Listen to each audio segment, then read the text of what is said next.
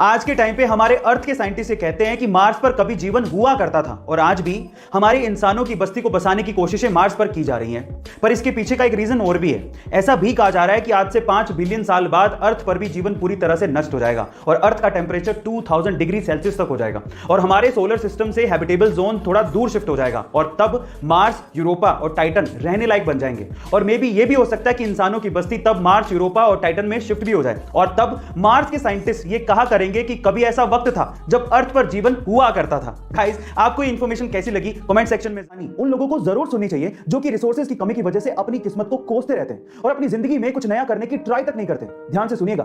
तो हुआ कुछ यूं कि एक लड़का काम की तलाश में गांव से बड़े से शहर में पहुंच जाता है। अब उसके पास पैसों की कमी होती है, इसके लिए उसे जल्द से जल्द नौकरी ढूंढनी थी। अब वो आसपास पता करता है तो उसे मालूम पड़ता है कि एक बड़ी सी कंपनी है, वहां पे ऑफिस बॉय की जरूरत है।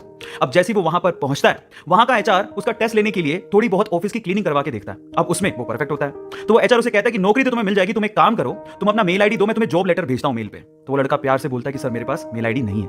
वो एचआर ही कहता है कि इस डिजिटल वर्ल्ड में जिसके पास खुद का मेल आईडी नहीं है वो एग्जिस्ट ही नहीं करता और जो एग्जिस्ट ही नहीं करता मैं उसे नौकरी कैसे दूं?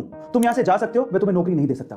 वो लड़का निराश हो जाता है, लेकिन सर्वाइव तो करना था। गांव से आखिरकार घर छोड़ के आया है, उसके जेब में ना 100 रुपए थे। अब वो क्या करता है, सामने उसे एक सुपरमार्केट दिखाई देता है, वो वहां पे जाता है और सुपरमार्केट से 100 रुपए में टमाटर खरीदता है और घर घर जाकर उन टमाटरों को बेचता है और 100 रुपए से उसके पास 200 रुपए इकट्ठे हो जाते हैं।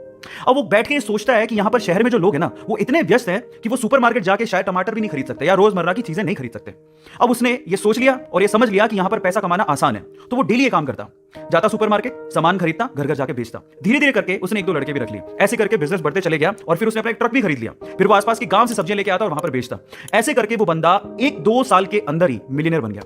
अब एक बार क्या हुआ कि कोई पॉलिसी बेचने वाला जो फैमिली पॉलिसी बेचता था वो उसके घर आया और सारा पॉलिसी का फॉर्म भरवा के उसे कहता है कि सर आप अपना मेल आईडी दीजिए, मैं आपकी पॉलिसी को कंफर्म कराता हूं कंपनी से।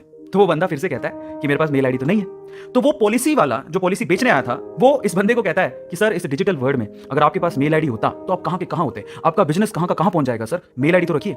तो वो प्यार से जवाब देता है, वो कहता है कि अगर मेरे पास मेल आईडी होता ना तो आज मैं किसी बड़ी सी कंपनी में ऑफिस बॉय की नौकरी कर रहा होता। इसलिए आपके पास अगर रिसोर्सेज नहीं है तो उसका रोना बंद करिए और आपके पास जो है उसकी कीमत को समझिए और वहीं से ही पैसे कमाने की और आगे बढ़ने की कोशिश करिए, रास्ता अपने आप मिलेगा।